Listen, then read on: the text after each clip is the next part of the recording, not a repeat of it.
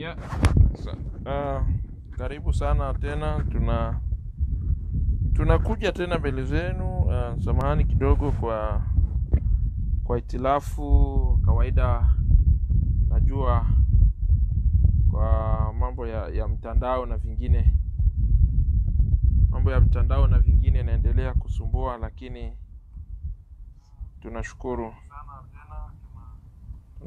kwa sababu kila kitu kinakuja na wakati wake. Shetani hapendagi sometimes mambo ikiwa matamu. Na tunaendelea bado kukuongelesha, na tulikuwa tunazungumza mengi, na saa kama na hizi ni wakati mzuri ambao tunakwenda kumkaribisha mchungaji tena ambaye ameendelea kutuongelea mawili ama matatu. Basi nitaendelea kusema karibu tena pastor kwa message yako. Merci, et nous voulons juste faire le sommaire ou la synthèse par rapport à ce qu'on disait avant que nous puissions prendre la pause, juste pour dire que le fruit qui a été mangé n'a pas été dit le mot. On n'a pas donné ce qu'est le fruit qui a été mangé, mais nous savons que c'est un fruit. Alors, tout ce que nous savons de principe de la Bible, quand une chose n'a pas été précisée dans le sens de dire c'était une pomme, c'était une figue, c'était une orange ou quelque chose, ça c'est la traduction. Vous allez trouver que les textes du latin qui se rapportent à une pomme ou à une traduction qui n'est pas correcte par rapport à ce fruit qui a été dans le jardin d'Éden, c'est quoi? C'est parce que le mot latin pour signifier fruit, ça signifie pomum. Alors, les traductions de la langue française ou du gréco-latine ont trouvé que pomme allait bien avec cette décoration plutôt que le mot fruit. Raison pour laquelle certaines interprétations, vous allez trouver cela. Et à part cela, la Bible ne décrit pas de quel fruit, mais nous savons que le fruit a été mangé.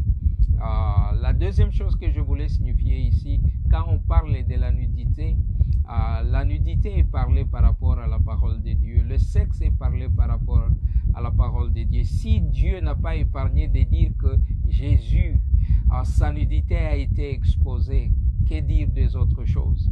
Il n'y a rien que la Bible a caché. Le mal, c'est quoi aussi? C'est parce que certaines personnes se fient au film, au théâtre et à certaines choses qui ont été ajoutées pour corroborer cette parole de Dieu, mais qui ne traduisent pas textuellement ce que la Bible a pu dire. Alors, tout ce que nous pouvons dire en conclusion, c'est un fruit qui a été mangé. Toutes les autres choses sont les inventions plutôt des hommes et des interprétations des hommes. Et par rapport à ce qui est la version originale, c'est le serpent qui a séduit la femme, qui a trompé la femme. Et par rapport aux questions qui vont venir, nous allons peut-être essayer de parler beaucoup plus davantage. Vous trouvez ce texte dans le 3e chapitre du livre de Genèse, à partir du 1er verset jusqu'au 13e, pour éviter une interprétation erronée ou une incompréhension. Merci, et que si nous aurons à échanger, à partager, nous sommes là pour cela. Merci. Okay, asante sana wasikilizaji wa Winnipeg Swahili TV. Leo najua kumekuwa na hectic kidogo, lakini mtandao ni kawaida. Streaming imekuwa na issues, na tunafurahi kwa sababu Mungu ni Mungu, lakini lazima neno la Mungu litaendelea. Ninajua tumesikia tayari mengi zaidi kutoka kwa mchungaji, na haswa wale ambao wanasikia Kifaransa, na kusema kwamba kuna mengi ambayo mchungaji ametuambia kuhusu tunda na kuhusu hatua za Abraham, kutokuwa kwamba Abrahamu hakukuwa anajua sheria wakati huo, na wakati kipindi hicho ambacho kama sheria kilikuwa wakati wa Abrahamu haikuwa inatumika. So kuna vitu vingine ambavyo tunasema kwa kifupi ni kwamba tunakuwa na vitu zingine ambavyo tunazichanganya. Tunasema kwamba sijui hivi Adamu alikula tunda nini na nini, lakini nataka kuambia hivi, nataka kupeleka nikwambie kwamba mimi tutakwenda kuzungumuza, tutakwenda kuongea, kwa sababu kuna maswali ambayo unaweza kuwa unataka kututumia maswali, utupigie maswali ikiwa unakuwa na question, tutakupatia hata yenyewe utatuuliza ma question. Na pour le moment mimi personnellement ndauliza pasteur hajui Kiswahili comme il faut. Anaelewa, anasikia kwa sababu ametembea East Africa, ameelewa Kiswahili kidogo. Na mimi nimependa kuzungumza kwa Kiswahili, sio kusema kwamba sijui Kifaransa kabisa, lakini napenda tu niongee kwa Kiswahili juu ya kufacilitate wale wengine ambao wanatufuata kwa Winnipeg Swahili TV. So kwa hivyo ninataka kusema hivi ya kwamba mchungaji ametuongelea kuhusu, kuna question nilisikia pastor aliuliza juu ya kuwa Adamu na Eva walikuwa wanaongea lugha moja, na ukatupeleka mu historia ya Babylon. Relation gani ilikuwa entre Babylon na Jardin d'Eden?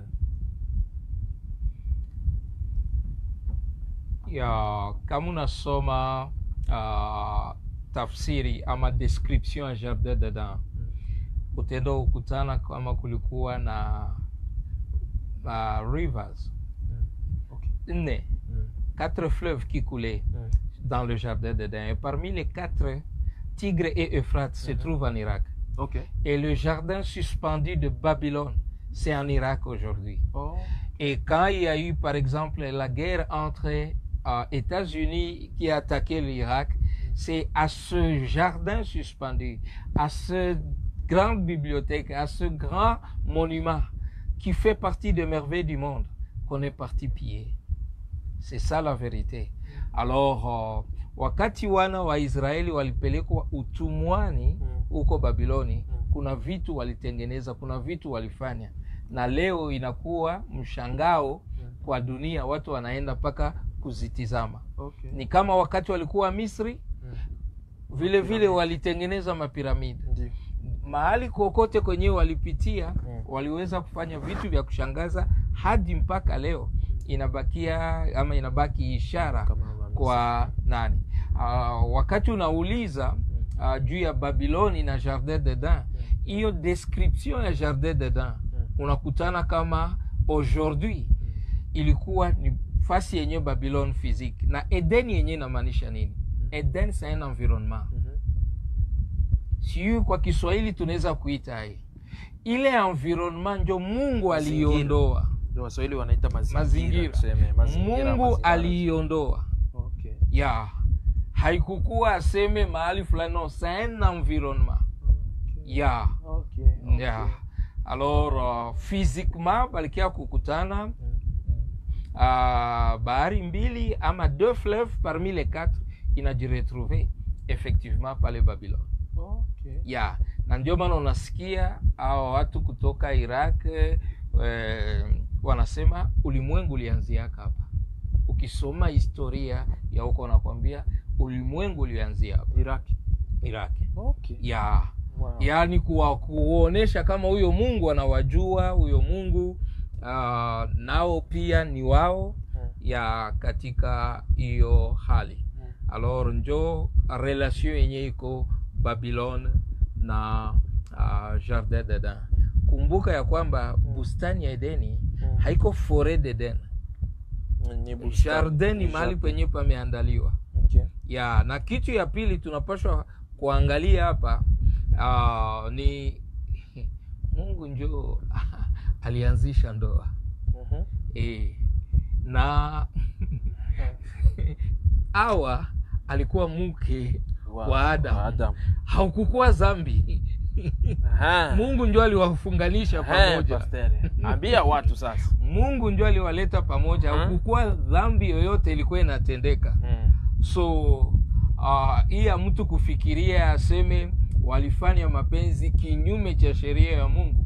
Kwanza kuwa kwao kwa uwepo wa Mungu ilikuwa inamaanisha tayari walikuwa wasafi mbele za Mungu. Okay. Na wakati mtu anataka kusema par exemple kulikuwa kwa Kiswahili siyo kudifferencier adultère na fornication. Zinifu na fornication ni wakati mtu hajaoa. Adultère ni wakati umoja wao alishaoa. Sasa hakukukua ni fornication ni adultère wakati ya bustani wa Edeni. Na utakuja kuona Adamu katika maandiko matakatifu alimjua mkeo baada ya kufukuzwa. Okay. Sasa na ndio maana tulisema wakati watu wanasoma maandiko inabidi waelewe ni nini, wasishikilie tu huyo mstari wa 6 ama wa 7 ni katika hiyo hali ya juu. Ukisoma mistari iliyofuata utakuja kujua ya kwamba walijuana kimwili baada ya kutoka bustani ya Edeni. Okay. Sawa pastor. Mbona mimi nasikia ingine question kuko jamaa mmoja alinitumia question. Akasema kwamba selo yeye akasema kama Adam et Eve alifanya relation sexuelle na nyoka.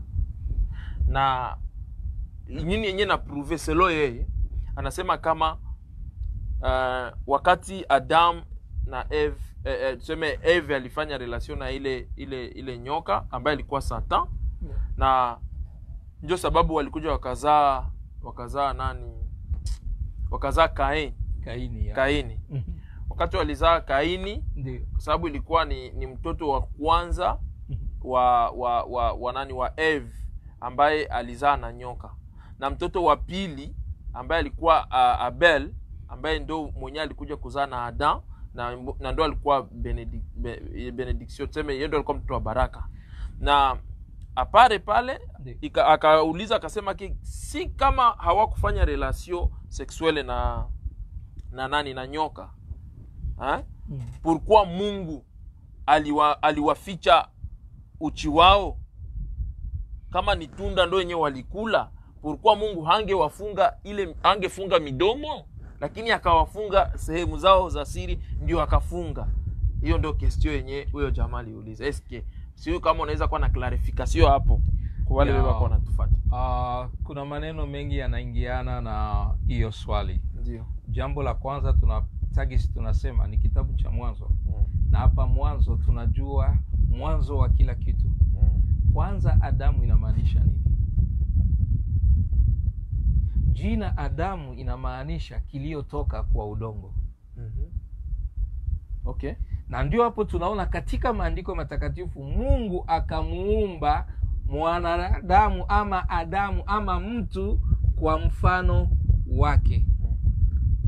Kisha maandiko inakuja kusema akamfanya kupitia udongo. Dieu a créé l'homme à son image et il a créé l'homme et la femme, et puis Dieu forma l'homme de la poussière.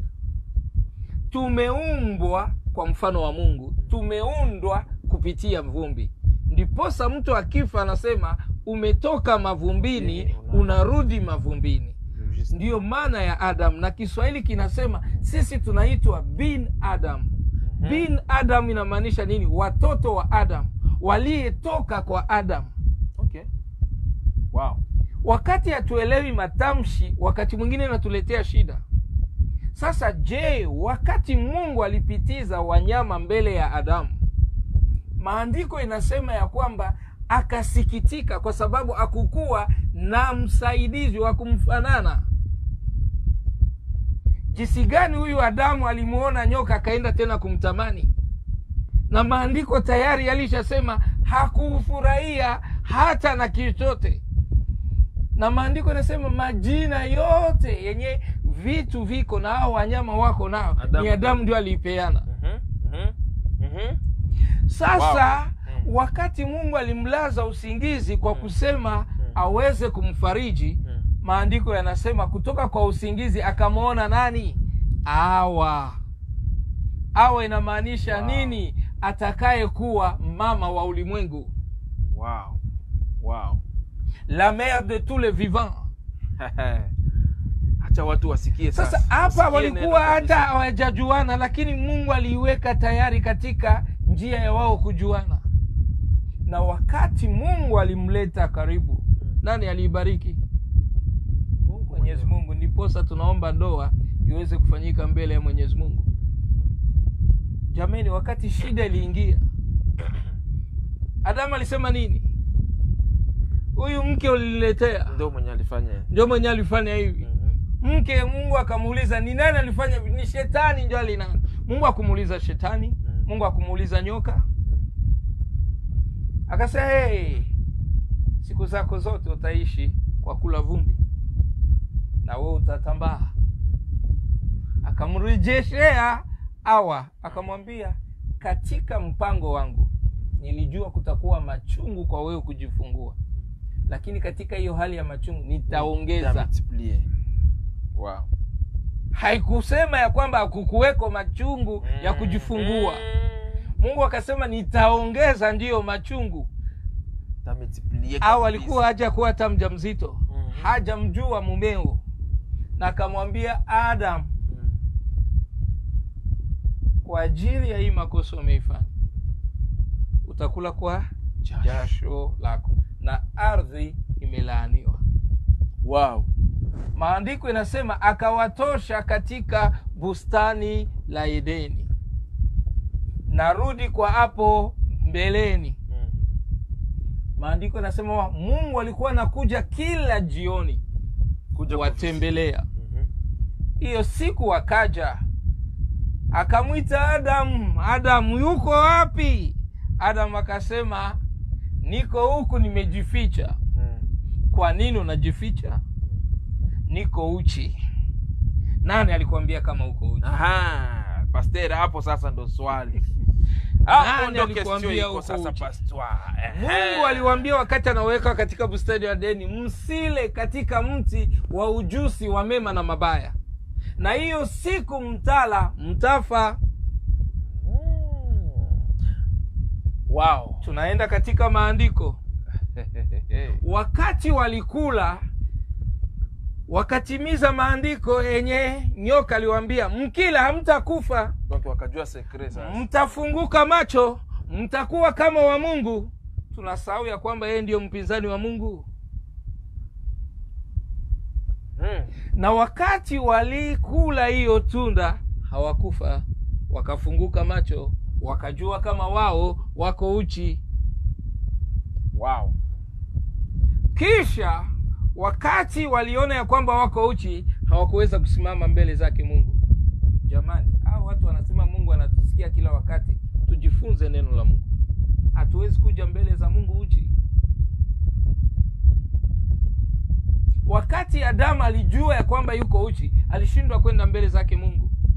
Mungu hatumsogelee katika njia zenye tunataka. Mungu tunamsogelea katika njia zenye yeye anaturuhusu. Na utaangalia wakati walijikuta katika uchi, katika makosa, katika dhambi, Mungu ndio alienda kuwafuata mahali kwenye huko. Na ndio sisi wakati tuko katika dhambi, Mungu ndio anatufuata huko. Maandiko yanasema hatuwezi kumfikia mwanae Bwana wetu Yesu Kristo bila yeye kutuvuta kwake. Na katika hii hali wakati walijijua, wakafanya nini? Wakakamata le feuille de figuier, ndio wakajificha nao nudité. Nudité inamaanisha nini? Uchi. Zamani wale wanaenda uchi wanamfanya nini? Wanamuasi Mungu. Tujifunze hata mavazi. Okay. Wakati tunaona ya maandiko yanatufunza, hapo mwanzo ilikuwa. Leo tukienda katika madhehebu zetu, tujifunze kuvaa mbele zake Mungu. Atumuendei Mungu katika hali yoyote, hapana. Maandiko inasema ni katika hiyo hali Ndio Mungu akamwambia shetani, sasa huyo mwanamke mwenye umetesa, umemfanya kumtoa katika bustani ya Edeni, katika paradiso, uzao wake utakanyaga kichwa, utampiga chini pia kisigino. Yeah. Wow. Na ndio hapo tunaona ilikuwa ufunuo kubwa katika wanadamu. Ndio. Ya, muendelee kuandika ukiwa uko na swali, endelea, kuko swali ziko zinaingia hapa pastor. Kwako ndugu. Musa alikuweko wapi wakati haya yanatendeka? Na tumejifunza ya kwamba amezaliwa Musa alikuwa alishakuwa. Nani aliandika kitabu cha Taurati? Na Taurati ni nini? Kitabu cha Mwanzo, cha Kutoka, Walawi, Hesabu na Kumbukumbu la Taurati. Sasa Musa alikuweko wapi? Jamani, Waislamu wanakubali, Wayuda wanakubali, Wakristo wanakubali. Tumogope Mungu. Tumogope. Kuko maswali ziko zinaingia hapa pastor. Ndio. Kuko maswali ziko zinaingia hapa, watu wanaendelea kutuma maswali na mbele nitazikuja zisoma, lakini nataka kwanza niendelee kwanza kuuliza zingine swali. Sasa pastor, eske au juste hiyo tunda ambayo Adamu na Eva walikula, eske ilikuwa apple? Nilisema hapa katika lugha zenye Biblia iliandikiwa, matexte originaux ilikuwa ni mu Hébreu, mu Grec na un peu l'araméen. Okay. Sijui itafafanua aje kwa Kiswahili. Kiaramia kama Kiaramia sijui. Ancien Testament ilikuwa écrit mu Hébreu. Okay. Na mot yenye na signifie fruit. Mu traduction ya latin qui était une langue gréco-latine. Inasema ni pomus. Na ile pomus ina signifie nini? Fruit, ai signifie pomme. Parce que pomme mu latin na mu grec ina signifie malus ama mala. Sasa wakati watu wanaanza kutafsiri,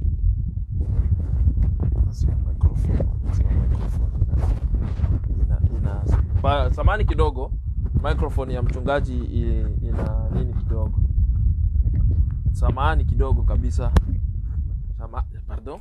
Samahani kidogo, mikrofoni ya mchungaji ilikuwa imeingia kabisa. Watu wanasema kwamba mikrofoni ilipo. Okay. Tuendelee. Asante sana kwa wale ambao mnatufuata. Yeah. Asante ndugu Lino kwa kutukorije kwa mikrofoni. Nasema kwa mikrofoni ina déranger. Ni katika hiyo hali ndio watu kwa kutosha lugha wakaenda kukamata, tunajua katika Ugiriki. Lugha ya Kigiriki ndio ilikuwa inazungumzwa wakati Yesu alikuweko hapa. Ndio. Na hiyo lugha ndio iliandikiwa katika Agano Jipya. Na wakati watu walianza kufanya traduction, bali kamata mamo gisi ilitoka mwa hiyo malugha. Okay. Na hiyo mamo ya pomis qui signifiait fruit, ne pouvait pas être même traduite par le mot pomme, parce que pomme ça vient de malus ou mala, du Vulgate ou de la Septante. Alors c'est à partir de ça que les interprétations ont commencé à venir, que c'était une pomme. Et comme la pomme était un des fruits au niveau de l'Europe qui était répandu ou populaire, la plupart des gens, surtout ceux qui ont commencé à faire des images, à faire des films, ont commencé à montrer pomme. Il y a d'autres versions, vous allez trouver que c'est une figue. Il y a d'autres versions, vous allez trouver c'est une grenade. C'est pas comment appeler ça en Swahili. Mais oui, une grenade ou une figue, ce sont des fruits qui symbolisent le fruit qui a été mangé. Qui était là quand Adam et Ève mangeaient? Nando nafikiri pasteur nando question yenyewe iko pale, puisque pour le moment watu hawajajuaga ni fruit gani. C'est pourquoi wanauliza ma question, est-ce que ni fruit gani? Ina hiyo fruit haikuwaki? Est-ce que hai existake? Thomas a dit à Jésus, Est-ce que tunaweza soma kwanza hii question pasteur? Kuko question yenye kwa hapo. Je dois finir par répondre. Okay. Thomas a dit à Jésus, viens Thomas. Je refusais à tout le monde de me toucher parce que je ne suis pas encore monté au ciel. Sijapanda mbinguni, sikuruhusu hata mtu moja akuje kunigusa. Lakini wewe ulisema hautaamini isipokuwa utaona. Na utatia kidole chako mahali nimeumizwa. Là où j'ai été percé. Et là où j'ai été cloué. Toi je te permets na kuruhusu. Thomas akasema hapana Bwana. Yatosha. Yesu akasema heri, heureux ceux qui croiront sans voir. Wamebarikiwa. Wamekuwa heri wale wenye watakubali bila kuona. Jamani, sisi tumeamini ya kwamba Mungu alimuumba mwanadamu kwa mfano wake. Tulikuweko. Hatuko kuwa. Nataka kuwa katika sehemu ya watu wenye wako heri. Watakaye muamini 100% bila hata kuona. Je, la foi c'est quoi? C'est l'assurance des choses qu'on espère. La démonstration de ce qu'on ne voit pas. Wao niambie hakikisho ya mambo yenye unatumaini. Hakikisho gani unaweza kuwa na matumaini? Mambo yenye unayatumaini. Kisha nasema la démonstration des choses qu'on ne voit pas. Shuita isema hiyo Kiswahili. Demonstration ya vile venye hawezi kuona. Kisha kikusanyisha hayo mambo mawili unapata imani. Tunaikubali kwa imani. Vraiment. Sijui kama wewe utaikubali kwa kuona. Na sijui kama wewe utakuwa Thomas. Tutakuombea Mungu akuweke katika hali ya Thomas. Ndio. Kuko question yenyewe mtu aliuliza hapa. Yeah. Anauliza hivi, ile mti ya katikati ya shamba ya Edeni ndio mti gani? Kisha na juu ya nini Mungu akajua kama ile mti ni mubaya kwa wanadamu? Juu ya nini aitie pembeni yao nao? Yani alijua kama ile mti kwanza ile mti anauliza kwanza question ni mbili. Question ya kwanza anauliza ile mti ya katikati ya shamba ya Eden, au milieu dans le jardin d'Eden. Ile kabisa yenyewe ilikuwa milieu, ni mti gani? Hiyo ndio question anauliza kwanza. Kisha ya pili najibu kwa hiyo kwanza ya kwanza. Wakati Mungu aliwapatia vitu vyote kwa kula na wanyama wote kwa kuweza kuliwa, Mungu alikuwa anawaonesha jinsi ya kuishi katika bustani ya Edeni. Na ndiyo hivyo, wakati alileta amri ya vile vitu havitakikani kufanika, na ndio aliwajulisha vile vitu vinapatikana mahali gani. Akawaambia kuna mti wa kuleta uzima, uhai. Kuna mti wa ujuzi wa mema na mabaya wenye kuwa katikati ya bustani. Mungu hakutaka waangamie. Mungu hakutaka waanguke kwenye dhambi. Mungu hakutaka wafe. Mungu hakuwapangia wafe. Ijapokuwa alijua ya kwamba wakila watafa. Wakila wataanguka kwenye dhambi. Okay. Ni kama una mtoto. Unamwambia, moto hiyo usifike hapo. Sio ya kwamba ujui ya kwamba akigusa hataungua. Akiagusa ataungua. Je, ulikuwa unapanga huyo mtoto kugusa huyo moto ama kuungua? Hapana.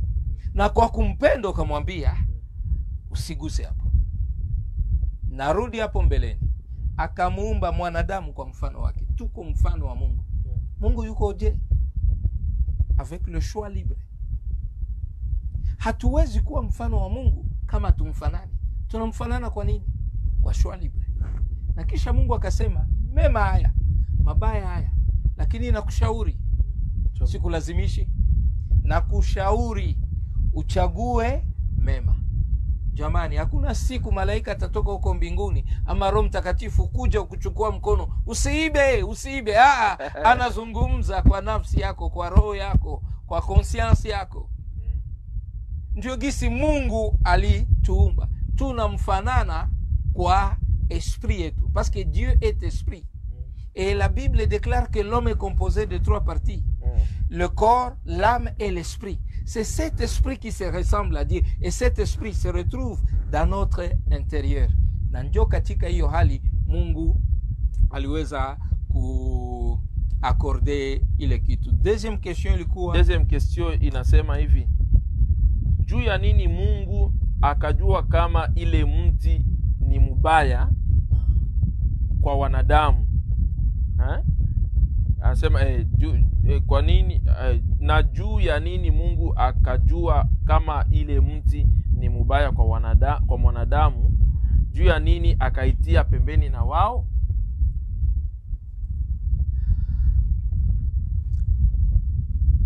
Nafikiri nitaingia kwa Kifaransa kidogo juu ya kuweza kujifafanua. Okay.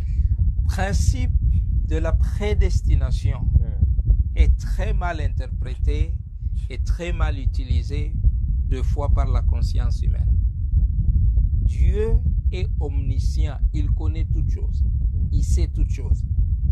Il sait ce qui est bien et ce qui est mal. Mais il n'a pas le devoir d'exiger à l'homme ce que l'homme doit faire. Le problème que nous sommes en train d'oublier ici, nous sommes l'image de Dieu. Nous sommes la ressemblance de Dieu. C'est ça notre identité. Wakati Mungu alituumba, alitaka tukue kama yeye. Na ndio maana maandiko inatuita tuko saidie hii expression tu Mungu tudogo. Juu ya nini? Parce que Mungu anataka tukue, voilà, tukue kama yeye. Ndio. Sio kama tunatafuta Mungu afanye tena nini? Parce que anataka gisi yeye eko libre, ndio na sisi tukue libre. Gisi yeye anaweza kufanya, ndio na sisi tunaweza kufanya. Mais en respectant la nature de tout un chacun. Dieu est créateur, nous sommes la créature. Wakati tunajiegale sasa kunivo ya Mungu, inakuwa rebellion. Il faut tukubali nafasi kwenye Mungu alituweka en tant que de petit Dieu. Le problème c'est quoi? Hatuwezi kufikiria ama kupenser plus que Dieu. Na hatuwezi kuwa tunasema que tunamjua Mungu zaidi ya gisi anatujua. Le problème c'est quoi ici? L'homme cherche à maîtriser Dieu. Or Dieu c'est cette parole. La parole s'est fait chair. La parole a habité parmi nous. Et la parole a créé. Asa entre parole na u créateur, na u créature, nani anamuelewa mwenzake? Créateur ndo anamuelewa. C'est ça le problème. Ma question yenyewe tuko tunajiposer, ingine hatuwezi kuielewa parce que tuko créature. Kwenda kumbukumbu la Taurati, Deutéronome 29:29, la Bible dit les choses révélées sont pour les hommes, les choses cachées sont à Dieu. C'est la gloire de Dieu de cacher les choses. Yale Mungu akutufumbulia, tunaimwachie Mungu. Bas.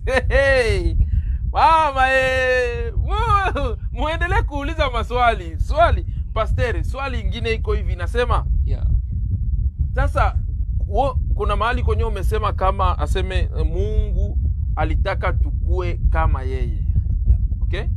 Na kwa Mungu anajua mema na mabaya. Pourquoi sasa Mungu yeye wakati walikula ile tunda yenyewe walikataliwa ya kuwafanya wajue mema na mabaya, pourquoi wakapata mapinisio? Na ilikuwa parmi mumanjia za kutufanya tujue, kwa sababu sisi Mungu anataka tukue kama wao. Alisha tuambia ile ndio itakufanya ujue mema na mabaya. Donc mema na mabaya deja na Mungu anajua mema na mabaya. Donc tukikula ile boro tutakuwa tumejua na si mema na mabaya. Donc tutakuwa bupetidie kama vile ushasema tuko bupetidie. Pourquoi sisi tusijue vile venye Mungu alijua? Takujibu kwa hii. Ndio pastor. Sisi na Mungu, nani Mungu? Mungu anabaki kuwa Mungu. Sisi ni viumbe ama viumbaji. Tuna mipaka. Ndio. Kuko limit. Kuna shauri tunaweza kumpatia Mungu?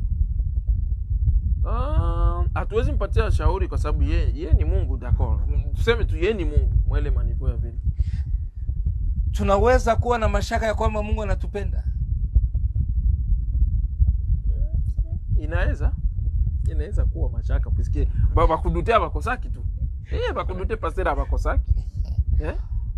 Hebu tumlilie Mungu atusaidie. Alitupenda tangu tuliokuwa katika dhambi. Akatupenda hatujazaliwa. Akatufia hatujazaliwa. Anaendelea kutupenda. Kwa kuupenda ulimwengu akamtuma mwanae ili atakaye muamini asipotee. Tuishazungumza kuhusu imani. Ndio. Imani nini? Ni kuamini kile ambacho usichokiona ama kitu utarajiayo yani. Et la démonstration de choses qu'on ne voit pas. Oui. Unaweza kudémontrer vya unaki? Utabidémontrer. Basi unaviona. Okay. Kisha nakwambia ukiunganisha hayo maneno unanipata mimi Mungu. Na ndio gisi nataka kuwa imani. Ulishaona mtoto? Anakwambia babake anaweza kupiga kila mtu. D'accord. Hiyo kwa sababu ana believe kama babake ndio iko na nguvu tu. Na Mungu anasema mkitaka kuwa kwangu kwa kuingia ufalme wangu mkuwe kama nani? Mtoto mdogo. Wow. Tazamaji, unaendelea kupata neno hapo la ajabu. Usikwe na tuuliza maswali. So swali lingine liko hapa pastor. Kuna mtu amesema mubarikiwe watumishi wa Mungu, na kuna mwingine anasema hivi, na wakati shetani iko na mjaribu Eva, Mungu alikuwa wapi? Hiyo ni question aliuliza. Shakauliza, juu Biblia inasema kama kabla shida haiyafika Mungu anakuwaka alishajua. Tayari tuliyasema hapa. Kabla shetani hajakuja aliwaambia naonesha mema na mabaya. Ninawashauri mfanye nini? Mchague mema. Kabla shida haijakuwa akawaambia msiguse ule mti. Mkigusa mtafa. Kuna upendo kuliko ule? Hakuna upendo kuliko. Sasa shida yenyewe tunakuaga nayo, tunafikiria Mungu yuko na kazi ya kutuziwia wakati jaribu inakuja. Mungu yuko na kazi ya kuja kuifanya kitu kisiweze kutendeka kwa maisha yetu. Na ndio swali niliuliza, nani Mungu na nani mwanadamu? Sisi tunakuwa tunampatia Mungu shauri ya kufanya yale tunapendelea aweze kuifanya, ama sisi tunapokea yale Mungu anataka tuyafanye. Wakati mwingine unajua kama sisi wanadamu tunamfanya Mungu kuwa mwenzetu, Mungu kuwa babu yetu, Mungu kuwa mtumishi wetu. Mungu ningelipendelea iko hivi. Mungu ninataka hivi. Mungu ungeweza kufanya hivi. Mungu ungeweza kuziwia hivi. Swali ni ya kwamba nani Mungu na nani mwanadamu? Ni nani anapaswa kutii mwenzake? Ni nani anapaswa kufuata mwenzake? Na ndio maana nilisema wakati hatujijui na hatujui nafasi yetu mbele za Mungu, tunakuwa na shida. Ni sisi wa kwanza kuuliza hiyo maswali? Hapana. Watu wakamfuata Musa. Na wewe huyu Mungu hatumuelewi vizuri. Mambo mengine hatuyaelewi. Utuulizie. Mungu akamwambia Musa, waambie inampendeza Mungu na inamtukuza Mungu kuyaficha mambo. Yale mwanadamu anatakana kuhusika nayo ni yale inaifunua kwake. La gloire de Dieu c'est de cacher les choses. Tumuelewe Mungu kwa upana, kwa umungu wake. Na ndio maana nilisema hapo mbeleni kwa introduction. Tusitoke mu contexte ya Mungu. Juu tukitoka mu contexte a partir ya texte tunaingia mu pretexte. Si utavifafanua hiyo kwa Kiswahili? Ongea tu kwa Francais pia. Na ile pretexte ndio na batu banakuwa banautilize. Or hauwezi kuconclure na pretext. Unapashwa kuikamata text, unaibeba mu entièreté. Shida ni ya kwamba hatutaki kukamata entièreté ya kitu kwa upana wake wote, kwa sababu hili neno la Mungu kuanzia kitabu cha Mwanzo mpaka Apocalypse kinajiunga. Na ndio hiyo itatusaidia kuweza kujua mambo mengine, kwa sababu mambo mengine Mungu ameifafanua kwa vitabu vilifata ama kwa uzao generation ya kufata. Ndiposa Paulo anaweza sema ili jambo lenye Mungu alificha vizazi vilivyotutangulia, ikampendeza kuvifunua kwa sisi wa wakati huu. Neema yake iendelee kutusaidia. Ni Mungu aliamua na ni Mungu alichagua. Mariamu, mama wa Yesu Kristo, akasema iliyempendeza Mungu kushusha neema kwangu, na akachaguliwa kuliko wanawake wengi. Yeah. Ni katika mapenzi ya Mungu. Na ndio hiyo Mungu aliweza kufanya. Maandiko inasema Sarepta kulikuwa na wajane wengi. Kwa nini kambidi mtumishi wa Mungu, mtume wa Mungu, kwenda kujali kwa ule mjane wa Sarepta? Mungu anachagua yale yenye anafanya kwa mapenzi yake, kwa wakati wake na kwa ukuu wake. Ni katika hiyo hali ndio Bwana anapendelea tuweze kumfuata. Wow. Sijui mtazamaji, ikiwa unaendelea kumaliza swali zako, karibu tutakwenda kumalizia, kwa sababu tunaona kwamba hamna maswali, lakini mnakuwa na mambo mengi zaidi ya kusema Mungu hivi, Adamu na Eva hivi na hivi. Sasa leo ni wakati mzuri. Tuko na comment ambayo imetoka hapa kwa Papa Ale. Anasema ubarikiwe mtumishi wa Mungu aliye hai kwa kuelewesha hizo swali. Hiyo ni comment. Ni nani? Tena akauliza question yake ingine après hiyo congratulate, akauliza question ingine ya suivant, anasema imani ni comment. Imani inakuya kwa kusikiliza, si kusikia neno ya Mungu. Yaja kwa kusikia na kwa kusikia neno la Mungu. Yeah, ameandika imani inakuja kwa kusikiliza. Akaweka koma. Yeah. Si kusikilia neno la Mungu. Wasikilizaji tuwe watu kusoma neno la Mungu. Ni comments. Amen. Na Mungu atatufafanulia mengi. Amen. Hiyo ni comment ya kutoka kwa Papa Ale ambaye pia anatufuata, iko live pamoja na sisi. Nashukuru kwa mtumishi wa Bwana. Ndio. Yeah. Na sijui kama kuna swali lingine. Tulisema ya kwamba tutakupatia nafasi ili uweze kupiga simu. Ikiwa unataka kupiga simu ama unataka kuandika comment, unaweza andika comment ama question, tukaipatia mtumishi wa Mungu akaisoma live hapa kwenye tupo.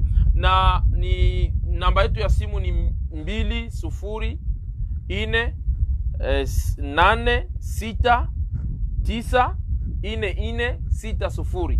Hiyo ndio namba yetu ya simu. Ukitaka kutupigia unaweza ipiga pia kwa WhatsApp, tutakupata ikiwa unataka kutupigia ama kutuuliza swali.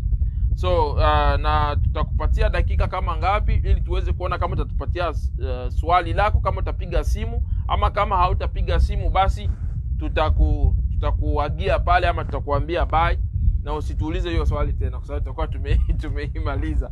Sasa Pastor, kuna swali lingine lilikuwa liliulizwa mbele, mtu aliliuliza mbele. Ndio. Akasema kwamba ilikuwa kusoma katika kitabu cha Genèse 3 1 jusqu'à 7 je pense. Yeah. Alikuwa ameiandika je pense, alikuwa ameiandika hiyo point. Yeah. Akasema kama ilikuwa juu ya kusema kwamba Mungu Ndio. haiko mpumbafu kusema kwamba aongee pomme. Yaani Mungu aliongea pomme, jua alijua ilikuwa pomme. Kama haikuwa pomme hangeongea pomme. Lakini kufuatana na jinsi nasikio na expliquer hapa, inaonekana kama pomme ilikuwa tu ni donc c'est un fruit yenye walileta tu wakaiweka tu ikaonekana kama ni vile. Mais huyu yeye akasema kama pomme ndio yenye juu Mungu alisema baliandika pomme, donc ilikuwa ni pomme ndio yenye walikula. Inabidi kuelewa ni Biblia ya lugha gani alisoma. Nawaza nilifafanua hapa ya kusema ya kwamba fruit mulatin inamaanisha pomus.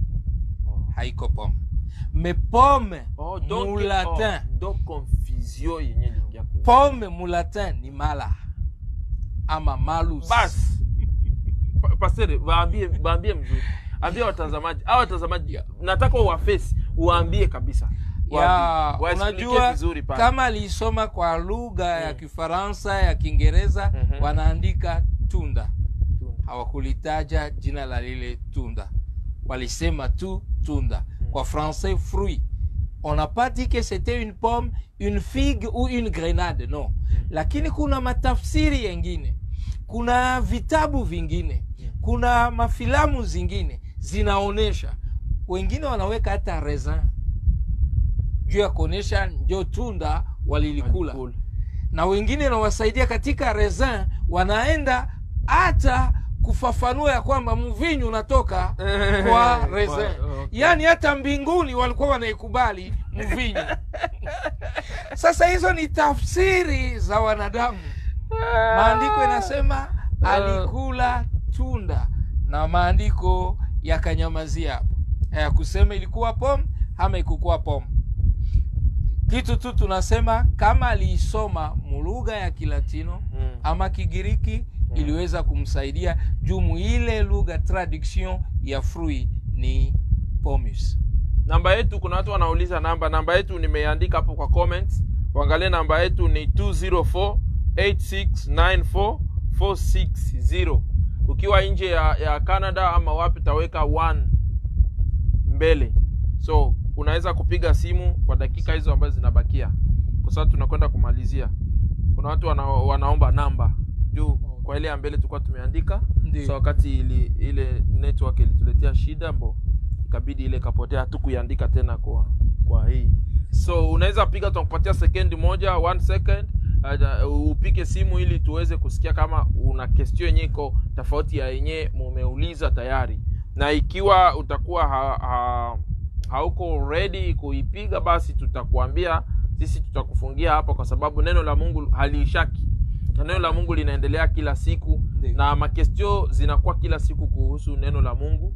Na demo tunaendelea kupata maswali kwa neno la Mungu, ndio inamaanisha tunaenda tunakomaa. Sasa tuko tunajaribu kudekuvrile na kujua neno la Mungu. Sijui mtazamaji wetu, kuna namba inatoka Alberta hapa ambaye nataka kuongea na sisi. Karibu sana. Tungefurahi sana utuambie wewe ni nani.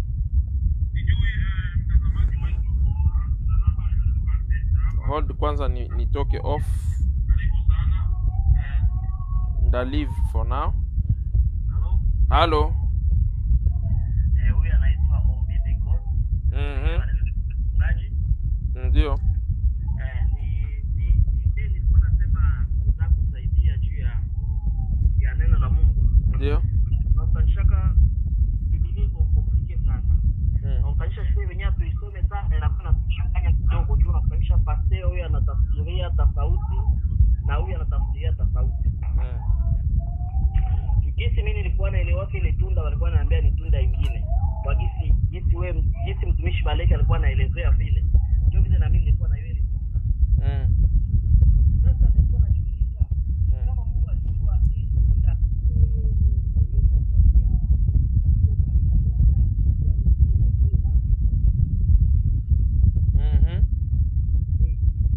ile kitu ilikuwa inanichanganya sana.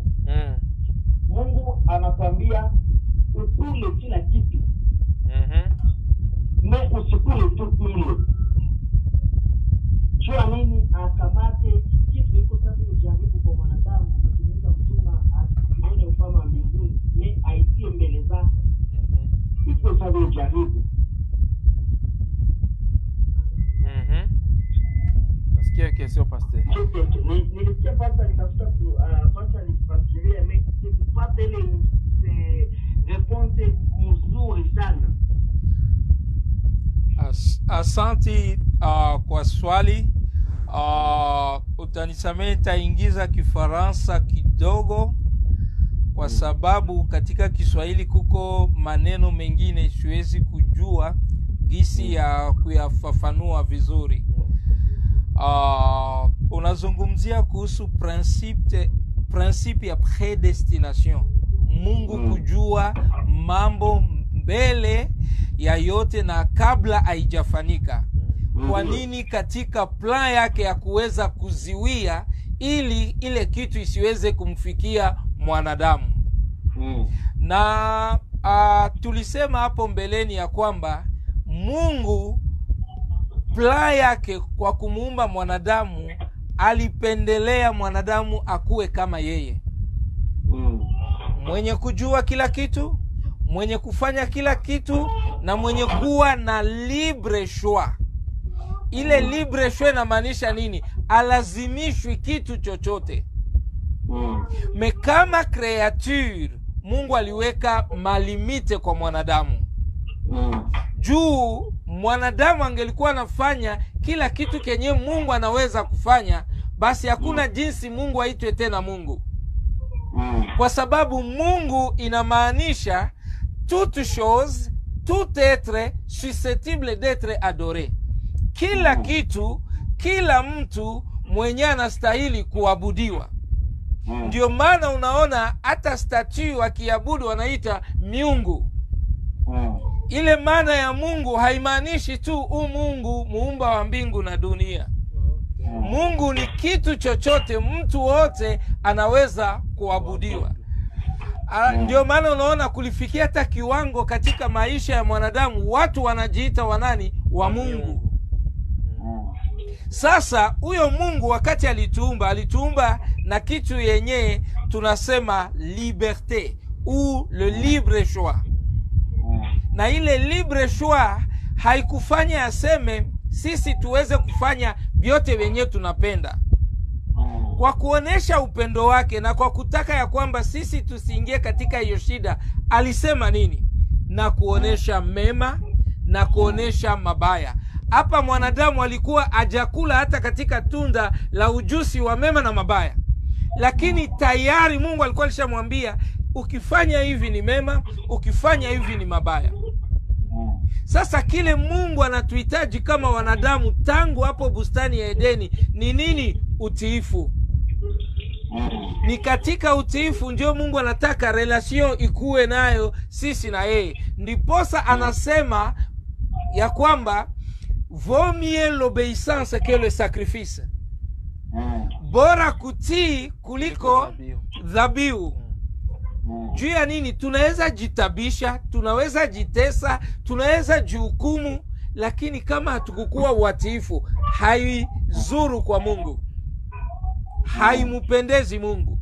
Kumbe tunapasha kujua huyu Mungu tunayemuomba, huyu Mungu aliyetuumba ana njia zenye angependelea, na katika hiyo njia aliweka limit kwa kusema kukuwe difference.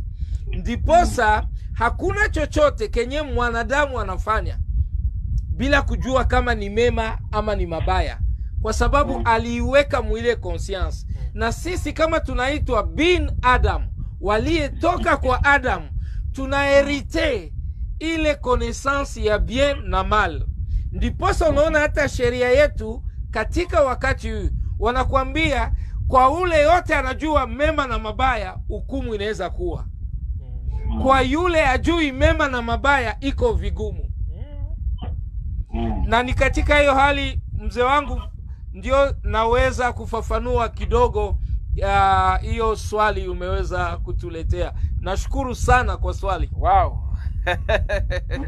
Niko na swali moja ya mwisho kuhusu Ndio. Kuhusu Abeli. Ndio. Mungu ndio mwenyewe anapanaka. Ndio. Na Biblia inasema Mungu hawezi kupatia kibaya, ni lazima kupatia tu kizuri. Ndio.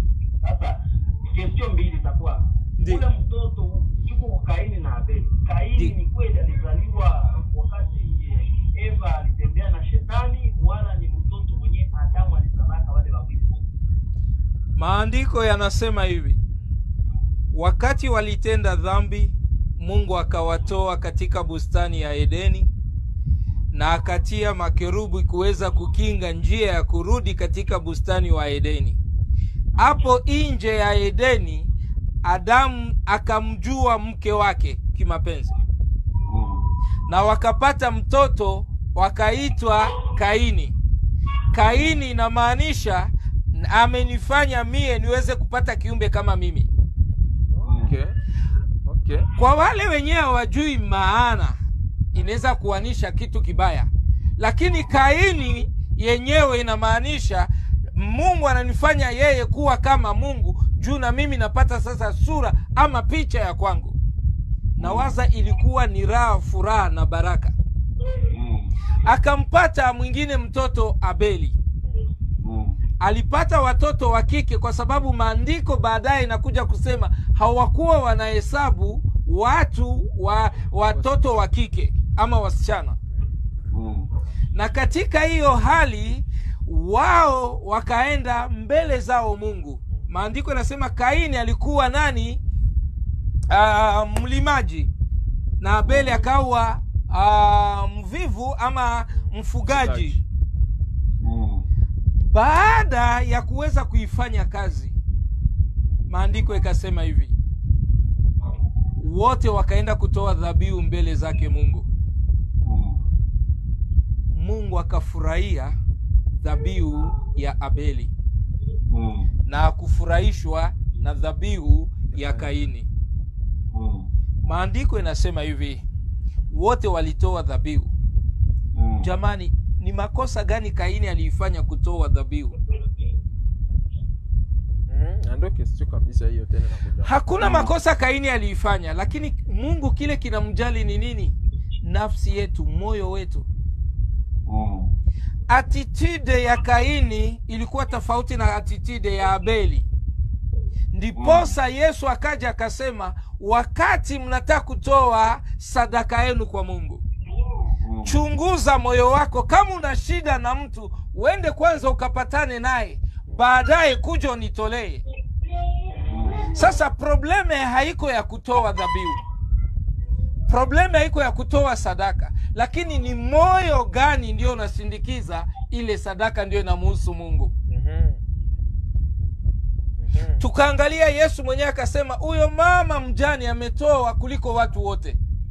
Katika hesabu pesa zake zilikuwa ndogo, lakini Yesu akasema huyu ametoa chote alikiweko nacho. Alitizama nini tena? Moyo uliotoa hiyo kitu. Sasa katika hiyo hali ni ya Mungu anatufunza. Wakati tunakuja mbele zake na wakati tunakuja, haiko aseme yeye anatukataa. Attitude yetu ndio inaweza kufanya Mungu kuangalia gisi ataturepondre. Na ukumbuke katika maandiko alimwambia Kaini, mimi naona dhambi nasimama mbele ya mlango wako. Tafadhali shinda dhambi na ujiokoe. Mungu alimprevenir katika kila kitu. Me probleme yenyewe iko Mungu wakuwaki na role ya kutuma Saint Esprit uba ange batukataze vyenye tunataka kufanya. Kwa sababu ana respecte ile libre choix alitupatia wakati alituumba. Ni muile sens yenye Mungu aliweza kupendelea. Mainterpretation ingine ni mainterpretation ya wanadamu, hawezi kumkata. Na ndio ile libre choix yenye Mungu alitupatia. Je, tutaendelea kufata yale anatuambia ama tutafata yale yenyewe tunapenda kufata? Watu wako huru kuchagua ile kitu wanapenda, kuchagua ile kitu wanapendelea kufata. Na njoo ile Mungu hawezi kuibadilisha, kwa sababu yeye anakuwaka nyuma ya neno lake kuweza kulikamilisha. Abriza kineno lake anakuwaka na iakomplir. Vraiment kabisa. Sijui kama niliweza kujaribu kufafanua. Kwa sababu hapa tuko tunasaidiana kwa mawazo. Hakuna mwenye kuwa na ujuzi wote wa neno la Mungu, hapana. Tunajaribu kwa ile sehemu Mungu anatusaidia nayo. Sawa sawa. Mina malizia juu nilikuwa na confusion kuhusu ile majina mbili, Kaini na Abeli. Watu walikuwa wanasemaka Kaini ni jina la laana, Abeli ni jina la baraka. Kuna kameme pastor, kuna mansenyema zinakuwa vile. Inaonyesha kama Kaini ni mtoto wa laana na eske na pale relema kunapasha kuwa kuna confusion. Na mingi wanasema ke Kaini ni mtoto wa laana na Abeli ni mtoto wa baraka. Eske unaweza kutufafanulia pia? Kaini akasema yoyote ataniona ataniua. Baada ya kuua ndugu yake Abeli. yoyote atakayeniona ataniua. Ndio gisi maandiko inasema. Mungu akasema yule atakayemgusa Kaini kwa kumuua, mimi Mungu tamuvanje Kaini mara 7. Laana iko wapi? Kile Mungu alikuwa anamuuliza ni kusema ya kwamba unaweza kuanguka kwa makosa, lakini umrudie Mungu wako. Takupatia mfano. Yesu katika msalaba, wanasema wanamtundika na waizi wawili, ama wafanya makosa wawili, ama watenda dhambi wawili. Mmoja anasema sujiokoe na utuokoe. Walikuwa naokoa watu. Mwingine anasema jamani, sisi tunajua vyenye tulifanya, na tunahukumiwa kwa ajili ya makosa yetu. Huyu hakufanya kitu. Bwana, unikumbuke katika ufalme wako. Tizama, wote wanangoja kifo. Wote walikosa. Lakini tofauti ilikuwa ni nini? Mmoja alisema nakubali makosa na ninaomba unihurumie na unikumbuke. Na huyu mwingine akakataa nini? Kukubali makosa na kukumbuka. Tofauti yao, mmoja alienda mahali pa kupumzika na mwingine alienda mahali pa mateso. So ni kwetu sisi kuangalia nini ya ambayo tunayoifanya wakati tunaingia katika makosa na wakati tunayoingia katika kutenda yale Mungu hakuturuhusu. Na Mungu alituwekea, kama mwimbaji mwingine alisema, polisi, dhamiri yetu. Ile tunaita conscience inakuwa kwanza, si yo yenyewe inatuhukumu kabla Mungu mwenyewe hajatuhukumu. Ndio tunataka kuambia tu mtazamaji ambaye anatazama kwamba hakuna laana yote na kwa Kaini. Hakuna. Ni ile kusema aliweza kufanya mabaya akaua. Ndio petetre watu wanaweza kuwa na interprete ile roho ya kusema mbaya ya kuweza kuua ndugu yako na kukufanya chochote. Wanasema huyu mtu yuko na roho ya Kaini. Huyu mtu ni Kaini. Yani wanamaanisha kile kitendo kibaya kenye aliweza kufanya. Sijui kama unaelewa hapo ndugu Ombi, hiyo swali yako wanakufafanulia na vizuri je pense. Usikie mimi mwenyewe ninaielewa deja pale. Asante. Okay, asante. Nashukuru sana tena kabisa kwa maswali. Hata na sisi tunashukuru muda wenu, Mungu awabariki. Ndio. Asante. Wow, that was nice. Kuna swali lingine linakuja. Karibu sana nani mwenzangu kutoka Manitoba?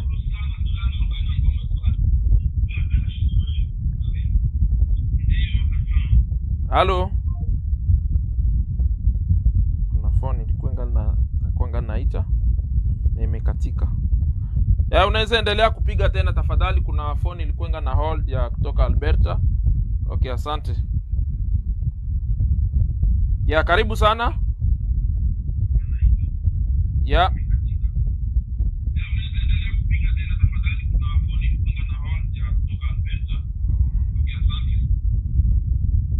Halo. Halo. Okay. Pardon, kwanza tustope. Nashukuru kwanza majibu ya mchungaji kwa nafana. Ndio.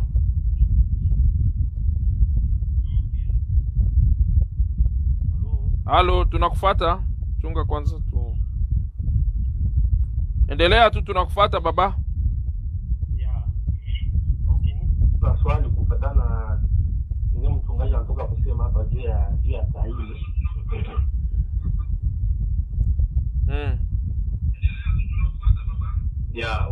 Wakati Mungu alianza kumlaani Kaini, et puis Kaini avait dit que mon châtiment est trop grand. Et puis il a continué en disant que quiconque me verra me tuera. Sasa na kitu mchungaji amesema. Sasa nataka kujua wale watu wenye Kaini alisema wakiniona wataniua, walikuwa watu gani? Sababu watu walikuwa hawajakuwa wengi duniani. Ilikuwa tu ni Kaini na baba yake Adamu na Hawa, pekee na dada yake sijui, hakukuwa watu wengi. Sasa ni watu gani wale wenye Kaini alisema kila atakayeniona ataniua? Ni natamani nijue wale watu walikuwa ama alikuwa anasema juu ya watu watakuja baadaye. Ni hiyo tu. Asante sana kwa swali nzuri. Kesio mzuri hiyo kabisa. Yenye nawaza kila Mkristo aliwahi kuulizwa hiyo swali, na wakati taenda kuifafanua, taifafanua un peu mu français dû ya kualléger vocabulaire yangu. Il a dit que il s'est dirigé vers le pays des Nodes. Et quand Dieu a créé, vous allez voir que dans le livre de Genèse, on ne parle pas des êtres, des autres êtres qui ont été créés, à part la création de l'homme et les animaux.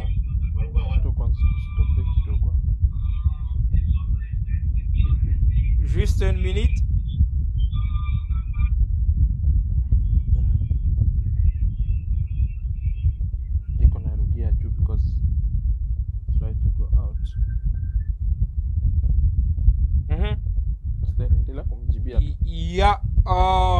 Il a parlé de pays de Node, et nous savons que les autres créatures, par exemple les anges et les autres êtres qui ont été créés par Dieu, n'ont jamais trouvé une explication dans le livre de Genèse. C'est à partir d'autres livres que nous retrouvons. Au début, nous avons dit que si nous voulons comprendre Dieu, nous allons le comprendre dans son entièreté. Et nous avons dit que c'est dans ce sens que nous parvenons à connaître que les autres êtres n'ont pas été cités dans l'histoire ou l'historique de la création. Mais il y avait des êtres. Vous allez trouver par exemple dans le livre de Genèse où on vous dit les fils de Dieu ont aimé les filles des hommes. Et la descendance de fils de Dieu et de filles des hommes ont donné ce que nous appelons aujourd'hui, ce qu'on a appelé dans l'Antiquité les géants. Et parmi les restants des géants, Goliath fait partie. Or, la création ou la description de comment ces géants sont venus, vous n'allez pas trouver dans l'historique ou dans l'histoire de la création pendant les 6 jours. Le fait que Satan soit précipité ici sur la terre, vous ne le trouvez pas dans le livre de Genèse. Alors, comme je l'ai dit bien auparavant, quand nous prenons Dieu dans son entièreté, dans toute sa parole, c'est là que nous trouvons d'autres éléments qui n'ont pas été cités dans un livre, mais qui se retrouvent dans un autre livre. Oui, il y avait des êtres qui existaient. On n'a pas cité ce genre des êtres parce que même les filles qu'Adam et Ève ont pu avoir, la Bible confirme qu'ils ont eu des enfants d'autres. Parce qu'ils se sont mariés à qui? Où est venu Seth? Mais la Bible décrit qu'ils se mariaient entre frères et sœurs. Et vous allez trouver qu'à un certain moment, Dieu a dit, mariage entre frères et sœurs ne se fera plus. Mariage entre cousins et cousines ne se fera plus. Alors ce sont des choses, ce n'est que dans la lecture de la parole de Dieu, dans la continuité de cet apprentissage en profondeur, que nous allons retrouver certaines autres choses qui n'étaient pas dans le contexte de Genèse quand on parle de la création ou des êtres qui ont été créés. Alors, ces êtres-là n'ont pas été identifiés, mais ces êtres existaient et qu'il y avait d'autres personnes qui existaient, comme le fils qui n'était pas mentionné. Sijui kama unasikia ndugu Ive.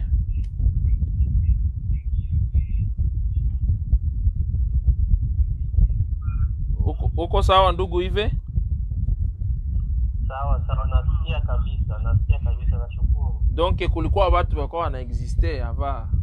Yeah. Okay, Yeah. Parce que même Mungu alisema que mwenye atamua Caïn Adamu venger.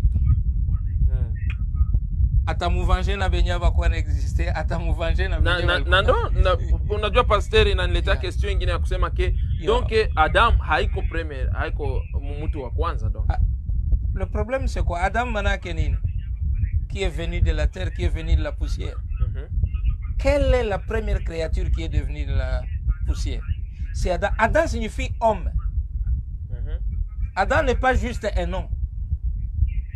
Quand on parle de l'homme, on peut remplacer ce mot homme par Adam. Pas on peut.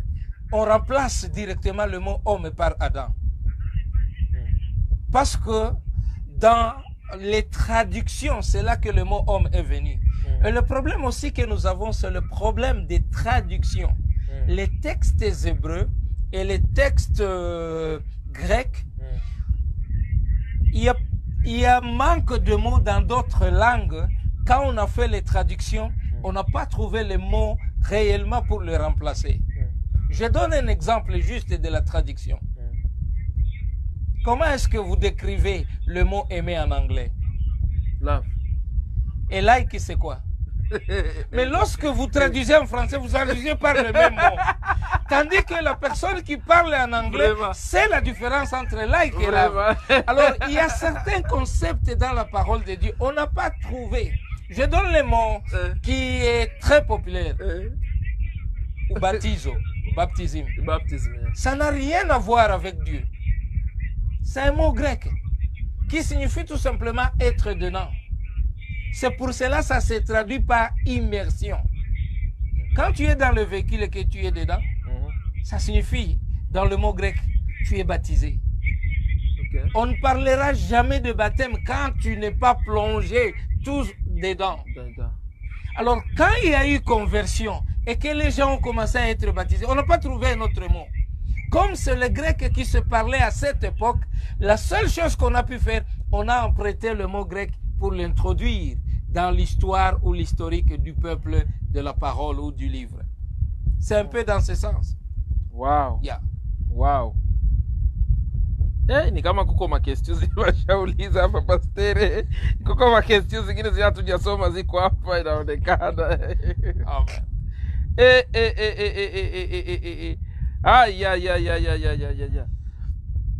Si kuko comment, kuko comment ama unajua tulikuwa tumetoka kidogo so Amen.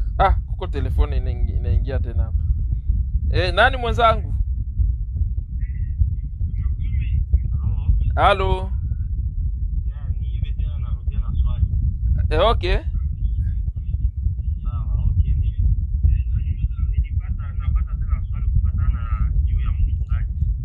Asante.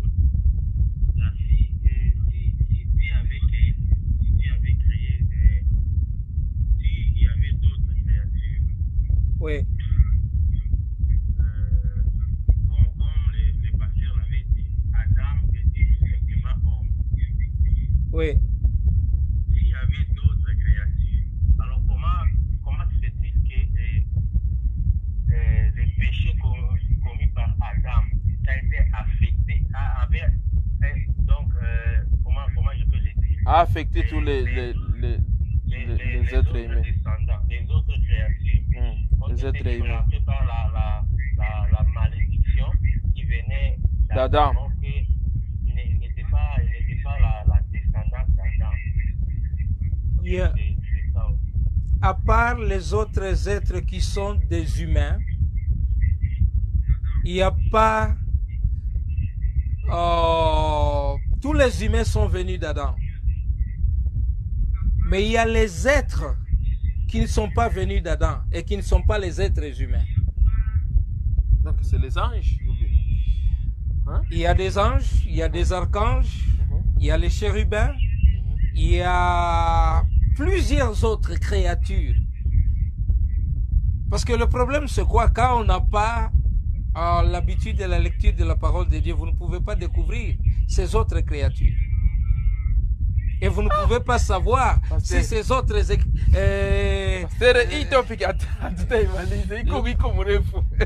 je donne l'exemple que vous connaissez très bien. Nous sommes dans le livre d'Apocalypse. On vous dit les 24 vieillards sont en train d'adorer Dieu. Et les 4 êtres vivants. Vous les avez déjà vus? Vous connaissez l'ère historique? Vous connaissez même quand Dieu est-ce qu'il les a créés?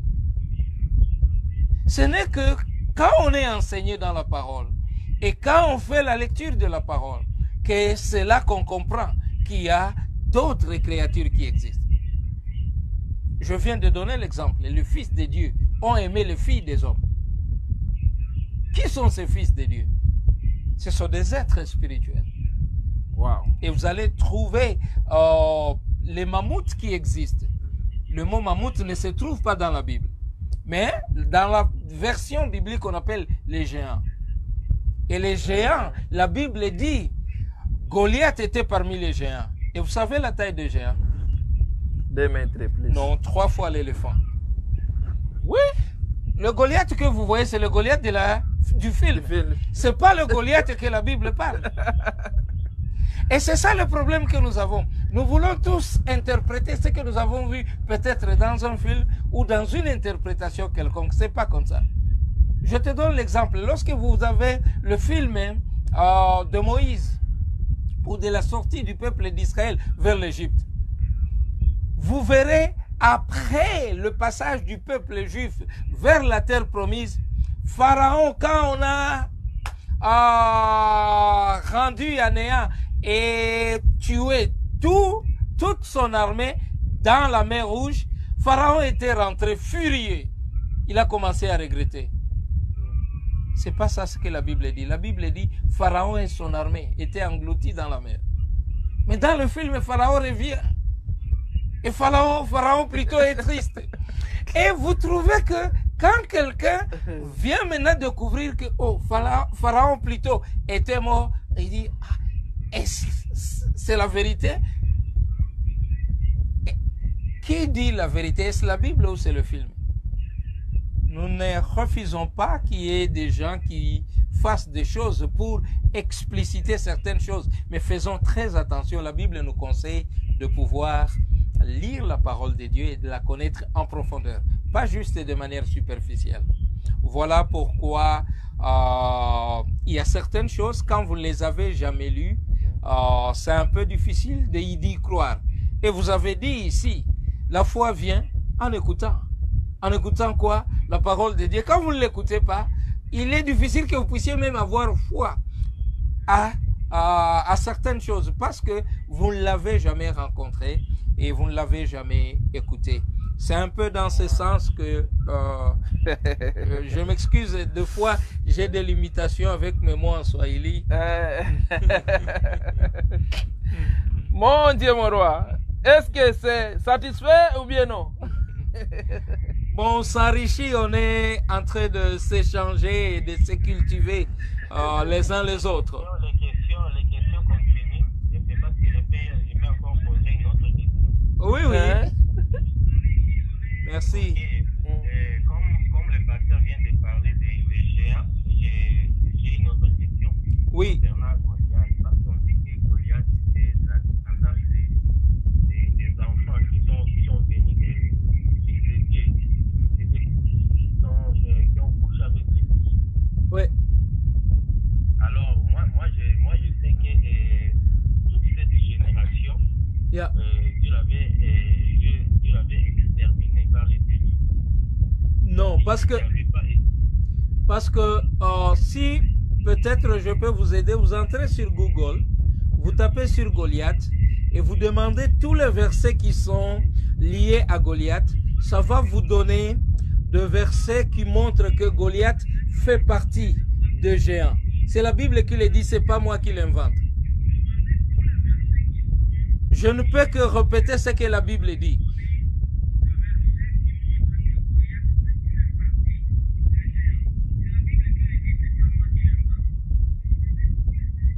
Alors, comment... Oui, c'est ça ma question en fait, parce que Oui. je sais que tous les géants Oui. sont morts par les délits. Maintenant, comment se fait-il que Goliath, d'où est venu alors Goliath?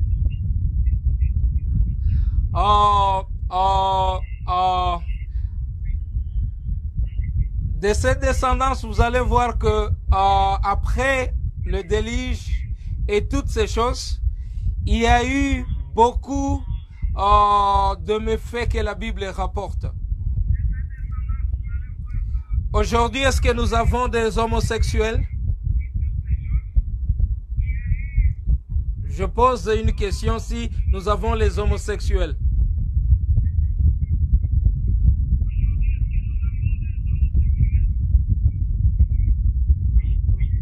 Vous savez, la ville de Sodome et Gomorrhe a été brûlée à cause de qui? Est-ce qu'il y en a d'autres qui sont revenus?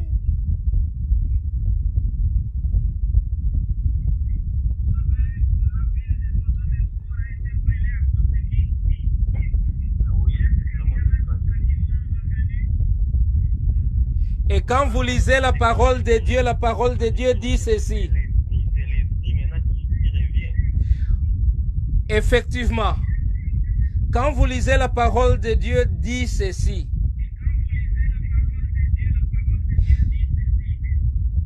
C'est ce qui a fait que le monde ancien puisse être brûlé et c'est ce qui fera parce que ce sont des genres d'abomination que Dieu n'aime pas.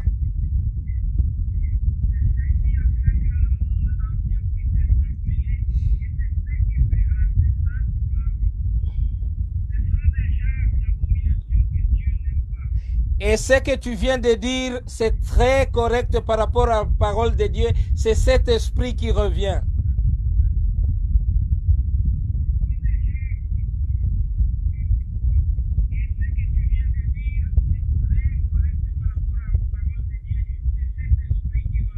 Parce qu'on va te dire que l'esprit d'Élie a existé dans la personne de Jean-Baptiste. Et Jésus va dire ceci. Quand on lui demandait que Jean-Baptiste devait revenir avant que lui ne vienne, il a précisé que l'esprit d'Élie était dans Jean-Baptiste. Si vous attendiez Élie, c'est ce Jean-Baptiste que vous avez vu.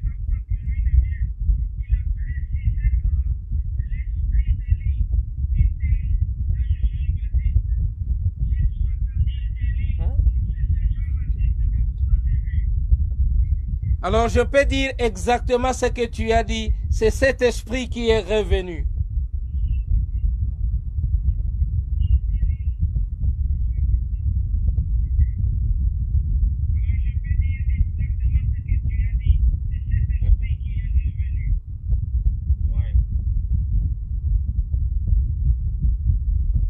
Satisfait?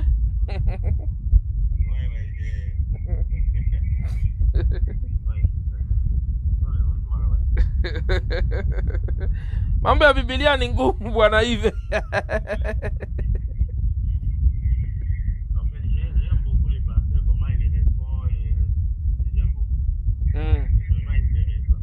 Vraiment. Que Dieu soit loué.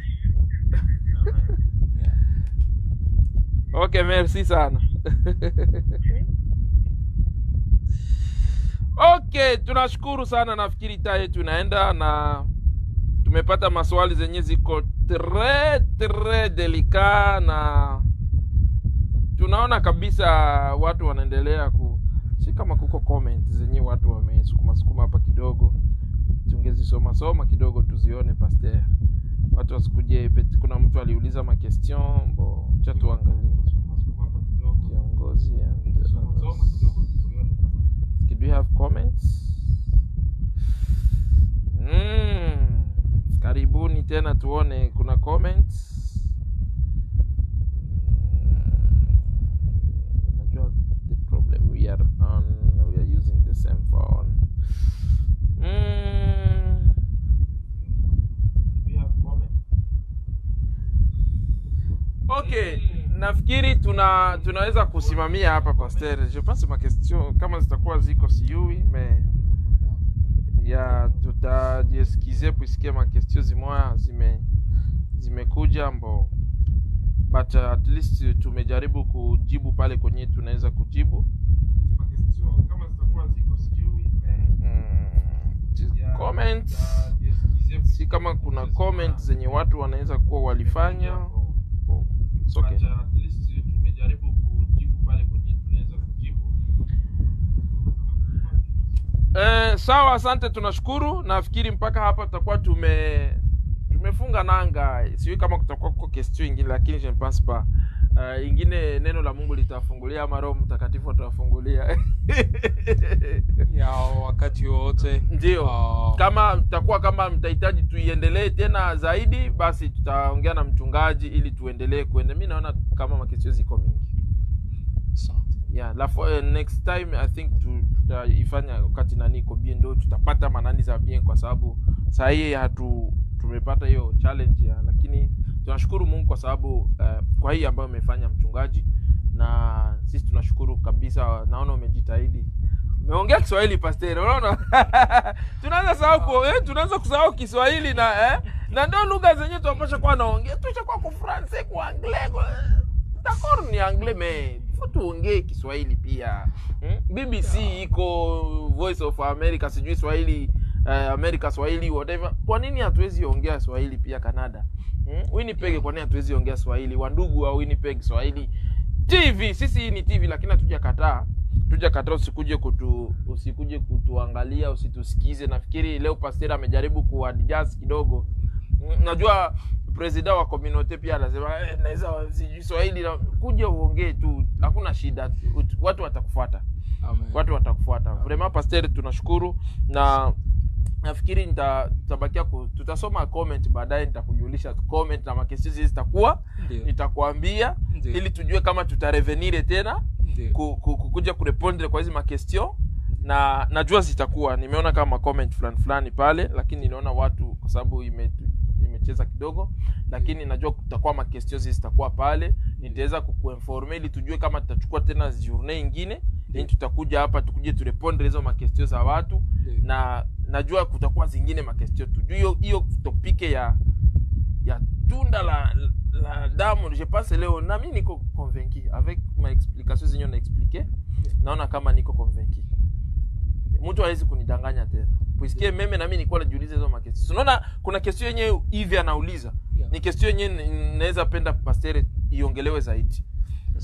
Hata mimi mwenyewe nilikuwa najiuliza hizo question kusema kama Adam ndo mtu wa kwanza.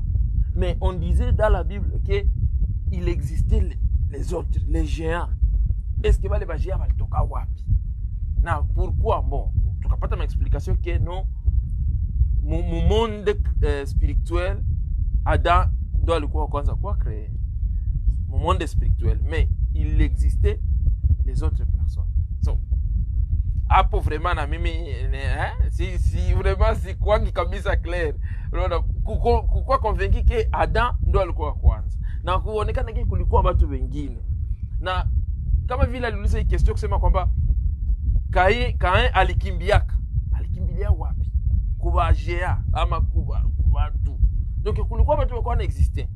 Unaona ma question za Bible ziko vraiment ziko dire sana. Mimi naona kama naweza kuwa kuna ingine papa Alemi naona naandika hapa sema hapo mbeleni nilisema tuwe watu wa kusoma neno la Mungu ili tuelewe Mungu na maneno yake. Shalom.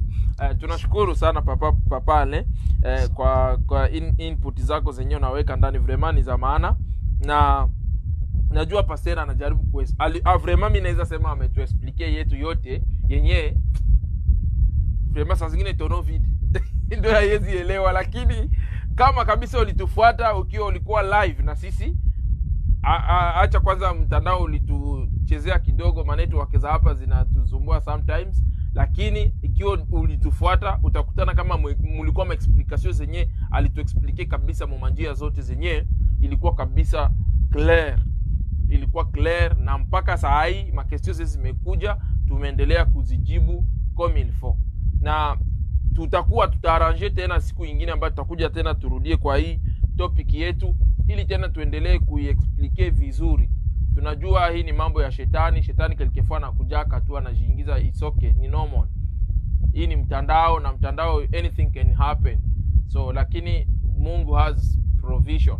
So ndio sababu tumeingia. Though naona watu wanaingia kwa line tena, tunataka tu kuambia kwamba tulikuwa leo ndani ya nyumba na kuambia kwamba tumekuwa na mchungaji ama Pastor John Salumu Kasongo ambaye mimi namuheshimu sana kabisa.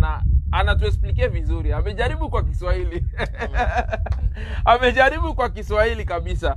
So tuliopatia chance kusema kwamba mnaweza ita, lakini kama kuteza kwa wale mteza ni andika tu, mnafanya comment ya questions zenyewe mtakuwa mko nazo kuhusu kula tunda ya wakati wa Adamu na Eva, na ukienda kwa video zetu utaelewa kabisa kama tulipata explication mzuri kuhusu hilo tunda. Kwamba tunda ilikuwa inaitwa tunda, haikukuwa apple. Napasha kuwaambia kwamba haikukuwa tunda ile pome. Alituexplique pome ni nini mkiebrania, si ndio? Ya Mulatin. Pome inamaanisha nini na fruit inamaanisha nini? Alisema fruit ndio wanaita pomus. Sasa watu wao wanaichukua pom, lakini kwa ile wakati pom ndio ilikuwa fruit yenyewe, ilikuwa kabisa ya nani? Yenyewe ndio ilikuwa na excel kwa hiyo kipindi. Sasa alijaribu kutuonesha hapa kuna swali nauliza, sasa mambo ya Mungu na sayansi ni tofauti, tusijichanganye wa ndugu. Yeah, obvious. Mambo ya Mungu na science ni different. Na ndio sababu hatuwezi. Asante sana ndugu Kabembe kwa hiyo question. Hiyo input. Science ni tofauti na mambo ya Mungu. Tukitaka kutumikisha vichwa vyetu kusema kwamba tuelewe kabisa vitu vya Mungu ndani, tutapata maconfusion totale. Na ndio sababu naona kama Tour de Babel ile nani ya mnara wa Babeli, watu walichanganyikiwa juu ya hivyo, juu walitaka wajue zaidi Mungu, walitaka wapande wende wa explore sana vitu vya Mungu. Kumbuka, tukitafuta vya Mungu kuvijua zaidi tutapata wazimu. Lakini yenye pastor alituexplique deja ni kitu kia maana. Mimi naona watu wanazaingia tena ba mingi bandugu. Bandugu, nafikiri mimi naona watu wanaanza ingia tena. Sasa wandugu, tutafanya nini? Nafikiri pastor najua ungali utatumika, si ndio? Yeah, tungemwacha pastor kwanza aingie mkazi. Tuangalie kama programu zake zitakuwaje za weekend, kusudi tuangalie kama tunaweza antame hii topic tuimalize. Juu naona watu nikabako wanataka hii topic sana pasteur. Parce que les gens m'appelaient, les gens me disaient vraiment, c'est tous les gens de l'Afrique. Ils voulaient vraiment attendre ces choses ici, mais c'est trop tard. À ce moment, Africains kusema kupata, il faut kupata kuanzia ma 22h na 23h pale ndio wanakuwa wanaanza lamuka, ndio tunaweza baba, lakini il faut tuangalie. Kwa hivyo tunataka kusema kwamba tunaweza malizia hapa kwa sababu pastere wetu iko naenda mkazi, na ukitaka kujua andika tu comment pale chini. Andika question yako pale chini, tutaziandika zile question. Tukipata opportunity nyingine tutawajulisha, tutaweka affiche ya kuwaambia kama tutaendelea na ile topic, kisha après pale tutakujibia zile ma questions zenyewe mtakuwa umeandika pale chini. Parce que tulipana opportunity ya kupiga simu, inaonekana ke bale balipiga tunawashukuru, na wengine mngepata chance ya kupiga, pour le moment tunataka enda kumaliza programu yetu, na tumekuwa na itilafu kidogo ya mtandao. Ikiwa mtatuona tuko live kwa hivi, na kwa sababu vitu vya mitandao hawezi ukavielewa, na kwa hivyo next time perfect, tutakuwa nice na kila kitu kitakuwa bera kabisa. Na tunashukuru kwa wale watazamaji ambao wameendelea kututazama kutoka hapa Winnipeg Swahili TV. Tunasemaga kila wakati ya kwamba TV yetu ni ya kila mtu. Tuko na kipindi cha elimisha jamii ambayo tunafanya every Thursday.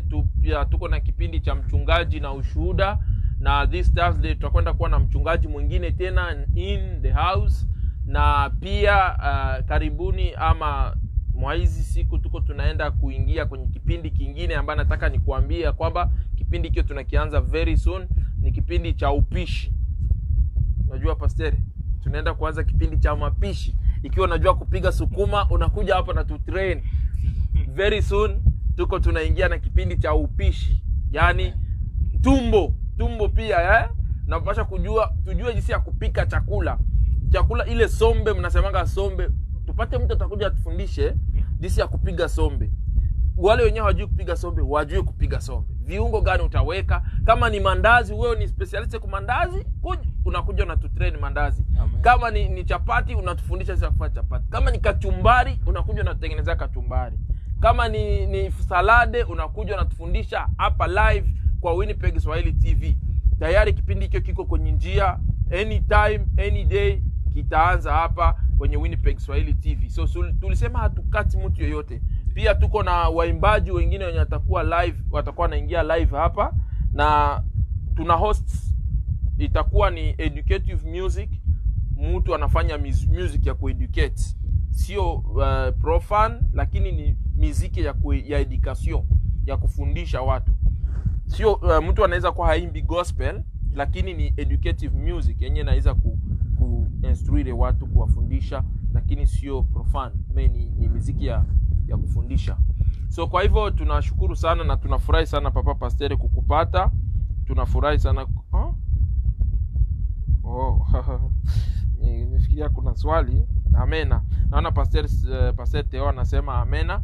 So donc tunashukuru Pasteur Theo kwa kutufuata pia, na tunafurahi sana kwa kuwa mnatufuatilia sisi kabisa. Tunawashukuru wote. Naona kina Giselle, naona Elda, naona Kavira, naona LV, naona Nadia, Wani na watu wengine ambao wanaendelea kutufuata. Wote ambao mmetufuata kabisa, Daniel Kamana, tunashukuru sana. Tulikuwa naye ndani ya nyumba akatukimbia.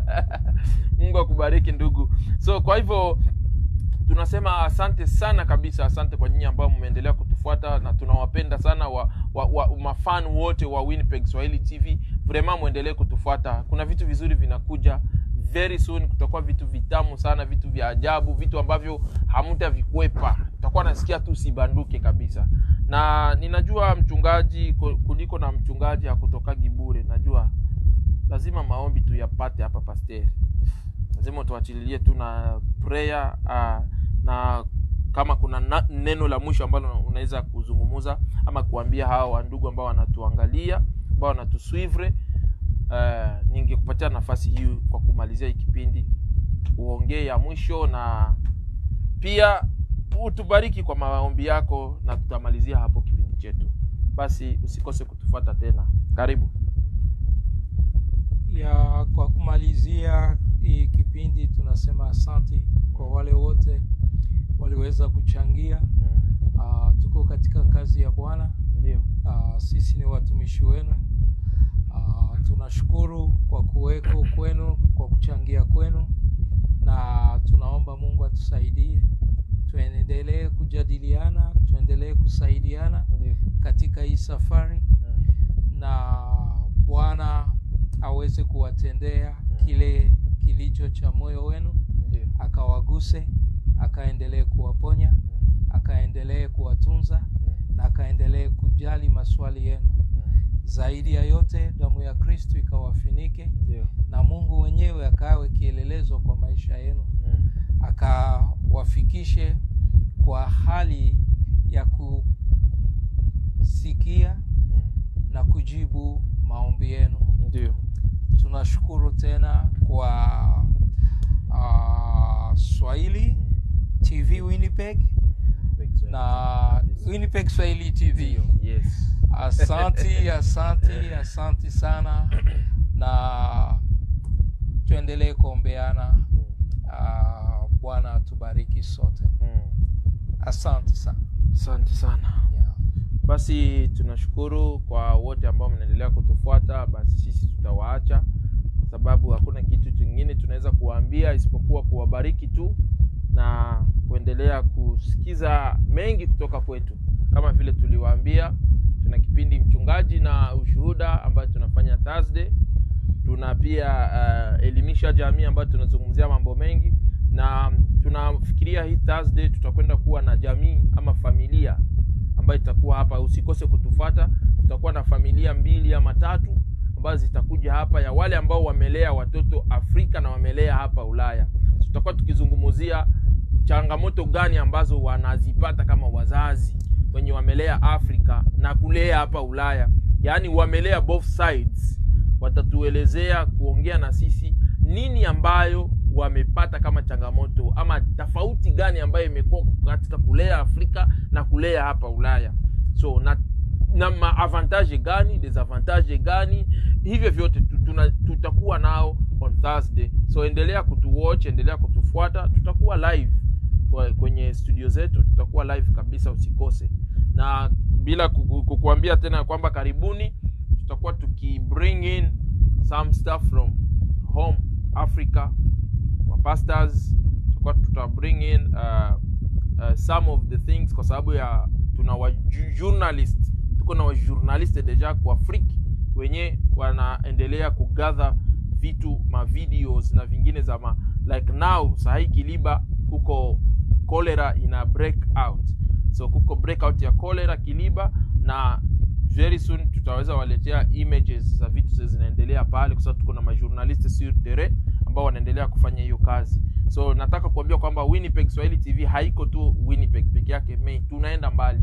Maybe bientôt tutaanza kuleta wa musiciens na wengine kutoka Australia, nafasi nyingine kukuja kupitia through Winnipeg Swahili TV. Basi nakushukuru mtazamaji, na Mungu akubariki. Mimi mwenyewe nataka kukutoka kwanza ni kuambia kwamba sina mengi ya kusema isipokuwa kukulaga na kukuambia Mungu wangu akubariki na endelee kukubariki. Basi Mungu atubariki. Amen.